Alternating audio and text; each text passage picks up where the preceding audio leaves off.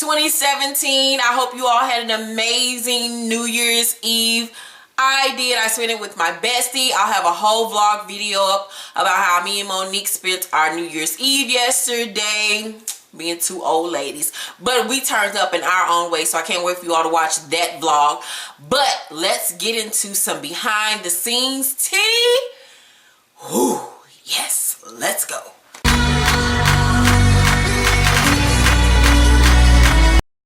So someone sent in an anonymous tip to Famous Entertainment. So this person told them this about Apollo and Phaedra.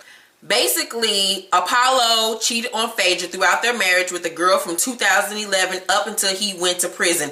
The girl has a sex tape of them, which I verified, but I can't post it because it would break up her relationship with her current boyfriend. Despite his incarceration, Apollo and the girls have a relationship and talk often. Apollo basically married his current wife because he is bored and she is broke, so it plays out for both parties.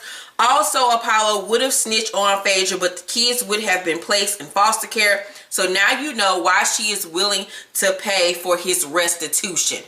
Child, that tea came out last week that Phaedra is helping him pay his restitution. Everybody was like, well, why the fuck is she helping him pay his restitution? We may just have found out why. Now, check out these videos that Kenya Moore posted via Instagram 2 days ago. Check it out. Okay, look, it's only one way to say this. I'm gonna get real with y'all right now. I just had 3 motherfuckers come to my front door and knock on it. I didn't know who they were. They climbed over my fence where I live and came and thought it was a good idea to say, hi, Kenya. Like, bitch, you are on my motherfucking property and you are trespassing because you climbed over my fence to get over here. Even though it's under construction, bitch, you can't crawl over it to get to me. This bitch over here is on high alert. We're on level orange up in this bitch. If you come over here, you come to my door, you can find out where I live. Please do. Because if you come over here, you're going to get a motherfucking cap in your ass. Well, Kenya Moore is not playing about her house. Now, my whole thing about it is, honey, don't showcase and glorify your home all on national TV and think ain't nobody gonna try to jump your fence, Miss Girl, and try to come see what the fuck Moore Manor is all about. This is what happens when you give up too much of your life on reality TV for a fucking paycheck. So here is a picture of the assailants who jumped her fence. This is how they look. This is how they look. It was a woman and 2 men.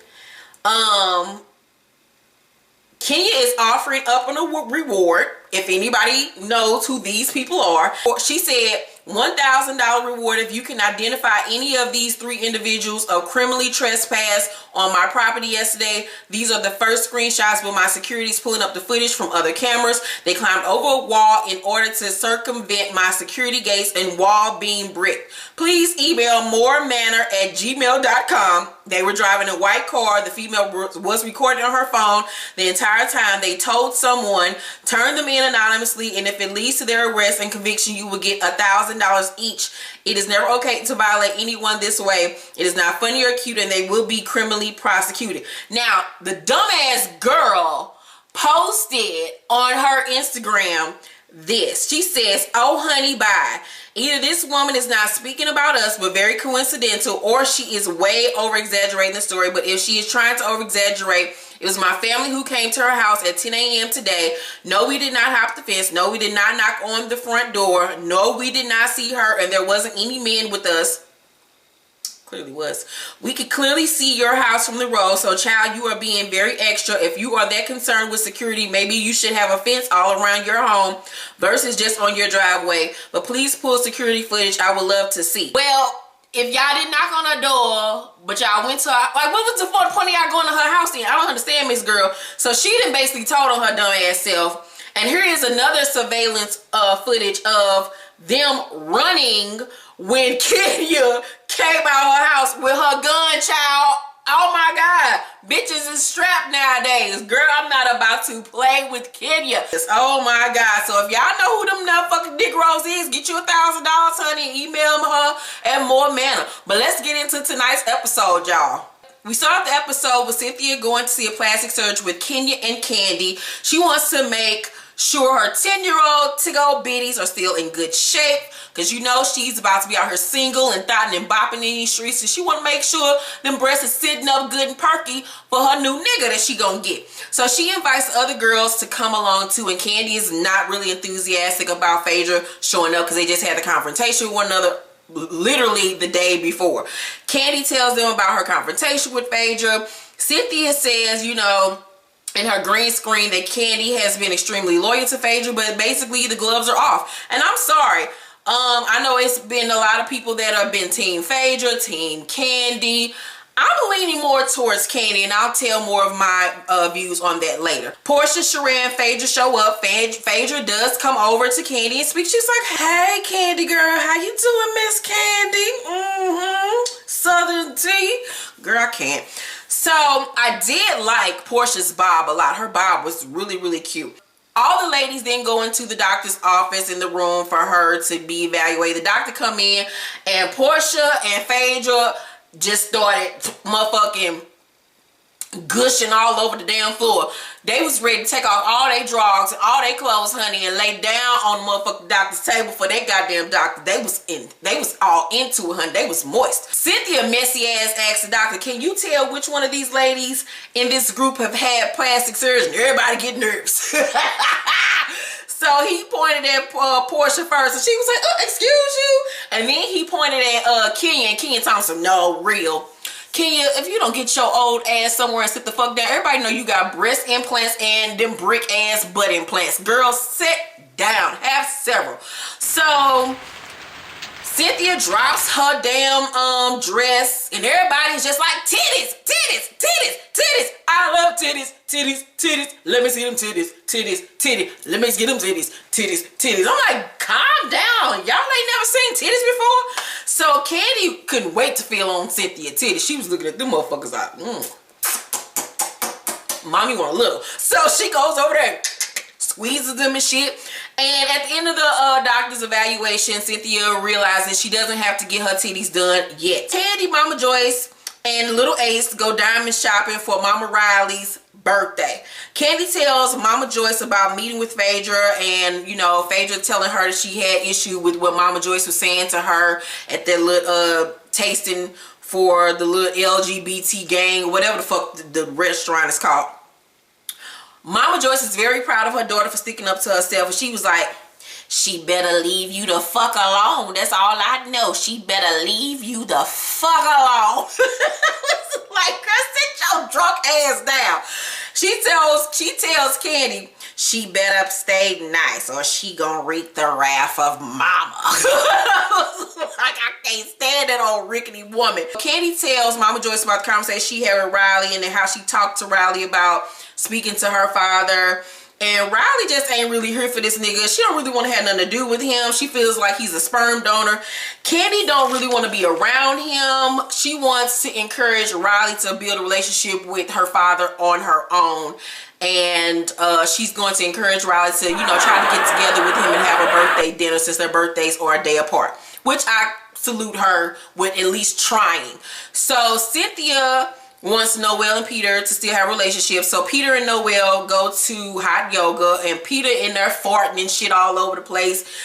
And after the class, he says, you know, you look really beautiful. She was like, well, yeah, that's what happens when you tend not to see a motherfucker after a couple of months. And she tells him how, you know, she wanted to reach out to him, but the position that her mom and him put her in when they separated, it made her feel weird and awkward, and she really didn't know how to move.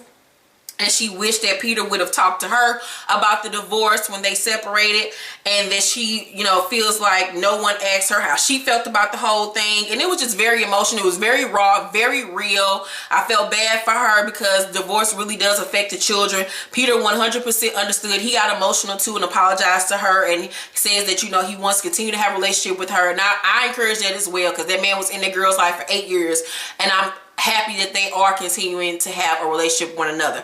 Porsha and Shamia go to a Yoni egg class, and I'm like, what the fuck is a Yoni egg? So basically it's this place where you go and you put a stone egg up your pussy, and it helps you with fertility and building your pussy muscles and shit. I'm not walking around here like I'm no cock-a-doodle-doo rooster and shit with eggs up my pussy and shit, walking around trying not to hash that motherfucker. Then the girl tell her that you literally gotta squat down and push and like you a damn chicken for real to get that motherfucker out. Girl, that's just way too much motherfucking problems and too much work. You better just do some Kegel exercises and call it goddamn day. So they done went in the back and stuffed the damn egg up they pussy and shit like it's Easter Sunday. And then they come back out and they popping their pussy for a real nigga doing all these exercises. And Shamia is getting her life blended. She's over there convulsing and coming multiple times. She's just like, ooh, shit, this is amazing. Ooh, shit, I like this. Can I put double up there? Maybe 3? Shit. Ooh, yeah. Can I take some of these home? Do you got them to go? And I'm like, girl, sit your ripe ass down. So Sheree comes and she is looking like, what in the entire fuck is going on here? So Shamia says that Kandi would have enjoyed the experience. Sheree then tells them what Kandi said to Phaedra about her dating while being married and all this old stuff. And so Porsha gets immediately upset about the conversation that they had. And I'm like, why are you so upset? This is between them. They were friends, best friends before your ass and Phaedra even became friends. This has nothing to do with you, Miss Girl. Why are you so upset? She says that she feels like that Kandi has been attacking her and Phaedra because at this point she still believes what Sheree told her, that Kandi told Sheree that Porsha and Block slept together, but that it was not what Kandi said. Sheree was the one that lied and said that that's what Kandi said, but she never said that shit. Once again, Sheree starting shit. I'm so sick of Sheree and this shit starting shit, girl. Ooh. Shamia then tells them that Phaedra tried to come on to her ex-husband when they were married. And Porsha says that Kandi is telling lies on Phaedra and her. And she wants to have a conversation with Kandi about this. I wouldn't be surprised if Phaedra was coming on to somebody's husband. I'm not surprised by none of the shit that these whack-ass hoes do on this show, because all of them some goddamn hoes. All of them. Even Mama Joyce. So Kandi, Riley, Todd, and Mama Joyce and Ace have a really cute family scene for Riley's birthday. They eating cake and dabbing on a nigga, and Mama Joyce dabbing like this. Like, what the fuck is going on? I'm just so happy that they're all getting along as a unit now. Riley tells them that Block called her and wished her happy birthday. So she wants Kandi to go with her if she does meet up with her father. And Kandi feels she should go along and build a relationship with her dad on her own. They then asked Kayla how she felt when she first met Todd. Did she feel like she wanted her mom to be around because she was nervous? Kayla gives her some really good sound advice and tells Kandi, I think that you should go with her if that's what she wants. So Kandi agrees to go with her if and when Block does decide he wants to see her.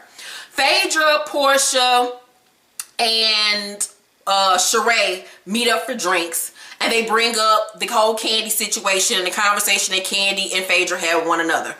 Phaedra says in her green screen, you know, it's quite interesting to me that Kandi doesn't have more things to take up her time, like being a mother. And I was like, boom, boom, boom, boom, boom, boom, boom, boom, boom. Shots fired, my nigga. Here we go. So she tells the girls that she don't really know why Kandi is mad at her, and that she sent her homemade thugs for her. I'm like, how you gonna sit up here and say you don't understand why this woman is upset when all last season you did nothing but trash her, and pretty much every episode you had something slick to say about that girl when y'all had sat down at the beginning of the season, said y'all was gonna call it a truce, y'all was gonna work on y'all relationship, but every time you got in your green screen you was saying something slick, but you don't understand why she got an issue with it. Okay, Phaedra, sit down somewhere. Play the victim. All right. They tell Phaedra what Shamia said, and Phaedra's like, well, people say Shamia sleep with everybody's husband, so really what does that mean? So she then says, you know,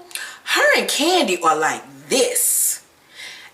And then she goes, they fucking. Yes, girl, they fucking. And they all like, ooh, child, what you say? And I was like, oh girl, so now you want to spill the tea? She was like, yes, and she's having threesome. Shamia is having sex with Todd too. They having sex together. And I was like, okay, I respect you for spilling the tea if that's what you want to do. But what I don't respect about Phaedra is, When Kandi stepped to you and said what she said it to your face first before she went and said it to anybody and relayed the conversation that y'all had. She stepped to you woman to woman and said, blah, blah, blah, blah, blah. This is how I feel. This is what your ass been on. You sat there like this the whole time. Oh, really? Okay. Really? You ain't had shit to say when she came to you woman and woman and called you out on your bullshit. But then you want to go to the girls and say, well, she is a lesbian and she's having threesomes. Why you ain't say that shit to her? Why you ain't call her out when y'all was face to face? That's what I don't respect about Phaedra. Like Kandi said, she throws something, then hides her hand, and then she has other people to fight her battles for her, and that's what she's using Porsha as for, as a fucking puppet. I don't respect that shit. Now, if y'all want to continue to tell each other's business, that's all up on y'all. But I feel like, personally, I don't feel like Kandi is wrong for when she stepped to her and said, bitch, don't try to play me, talk about me, and act like I've been such a terrible friend to you. This my husband. This me as, this my marriage. Say that I'm basically a sugar mama, this, and that. And then, what was I going to say? Shit, I done forgot.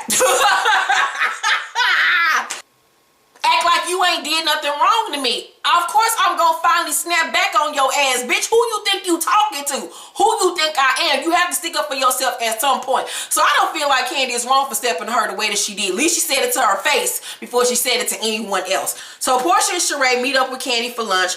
Porsha wants to stand up to the bully Kandi for what she's done to her and Phaedra. Okay. Porsha brings up to Kandi about her supposedly telling Sheree that she slept with Block. They then throw back to the clip where it's clearly shown that Kandi never said that and that Sheree lied. Kandi says, I never said that. I said y'all were dating. But let's just not act like y'all didn't have sex. Come the fuck on. Like, I mean, I don't really understand what the big deal was neither. Obviously, you fucked them. Y'all was together in a relationship. Who haven't you fucked, Porsha? Get over it. What's the big idea? Woo woo. But she learns that she never said that. I'm like, okay, Porsha, where's the apology? Okay, girl, I'm sorry. I thought you said that. My bad. So at this point, you should have turned to Sheree, bitch, bird ass, and said to her, well, why you lying and say that, girl? What's the tea? What's really the tea? You trying to start shit? But that never happened. No apology. No nothing. She's still mad for whatever reason. I don't the fuck know. Kandi says, I mean, Sheree brought me her because she said you felt like some kind of way about me supposedly saying that, but I didn't.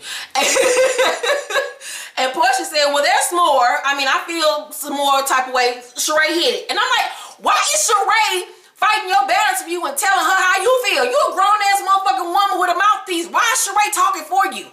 Okay, Sheree then reveals to Kandi that Porsha feels like she's upset that Kandi told everyone Phaedra's business.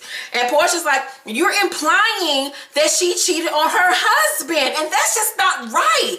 And Kandi says, I said she was talking to other people before Apollo went to jail. That's implying that she cheated on Kandi. So Porsha says that's cheating. If it's your best girlfriend, that's like confirming it to the streets. And Kandi says, I am not her best girlfriend. We have not been friends for a long time. Porsha says, but you were. But that ain't stop her from dogging the shit out of me. She not gonna keep saying shit behind closed door and think people don't know she talking. I mean, I've never heard her say anything that I thought was below the belt. Really, Porsha? Okay, girl. You doing way too much. You know damn well Phaedra has said some shit that was way below the belt about Kandi. They've both said shit way below the belt about each other. Let's not play that game. Kandi then says, I don't give a fuck. Have you ever told her that she's hidden below the belt about my family? She tells people not to work with us. That is below the belt. It may not be no husband shit, but that's money shit. And we all know how I feel about money. I was like, get that money, bitch. Get that money, bitch. Oh, get that money, bitch. Come on now, get that money, bitch. Kandi is confused why Porsha is coming at her the way that she's coming at her. She's like, I mean, I thought we used to be friends. I mean, didn't I give her little first gig that got her into the entertainment industry as far as television work? After her divorce with gay-ass Cordell, I let her come on my little tour, let her sing a little diddly and shit. I was the one that was her friend before even Phaedra even acknowledged her dumb ass. But okay, let's not forget. So, she asked Porsha, is she really gonna act like she ain't know Phaedra was talking to other dudes? Porsha says, I'm not about to say that. Basically said, bitch, I ain't saying shit. You tell the truth, but you ain't about to put my name in that shit. So Kandi says Porsha said to her that she was the one who took the picture of Phaedra that was in the text messages to Mr. Chocolate. And I can believe that shit. Kandi is done with the conversation and leaves. After she leaves, Porsha then turns to Sheree and says, you know, she was just like really defensive and I don't get it. Sheree says that either Porsha is acting dumb to be a good friend to Phaedra or she's not too bright. Both. So at the end of the episode, Porsha then says, I mean, I don't believe she cheated on her husband. Okay, bitch. And then she implies that Kandi is in the closet, meaning she's a lesbian, confirming what Phaedra says. And Sheree was like, ooh, bitch, you really trying to go there? Okay, bitch, you know I'm gonna go back and tell her, right? And then the episode goes off. Honey child, I give tonight's episode an A motherfucking plus, bitch. Them hoes came with it and I lived. I'm gonna watch it again. Everybody is acting a whole entire fool and I'm getting my life. Once again, before you get down in these comments saying I don't give a fuck about none of these bitches. I'm just saying my opinion. It's about a fucking reality show. It's not that motherfucking deep. State your opinions about the show, not about my opinions on this motherfucker, because opinions are like assholes. We all got them. Let me know though, for real, down below how you felt about tonight's episode of The Real Housewives of Atlanta. Whose team are you on? Are you team nobody like me? I'm really team nobody, but I kind of more so understand where Kandi's coming from. I want to say thank you again to each and every one of you who have subscribed to my channel and watched my videos. I cannot say thank you enough. I love you all so very much. Hope you enjoyed this review. And if you have not read any of my books, go to Amazon or BarnesandNobles.com or anywhere books are sold and check out my books. Keisha Irvin is my real name. And stay tuned for the T Squad comments of the week. Love you.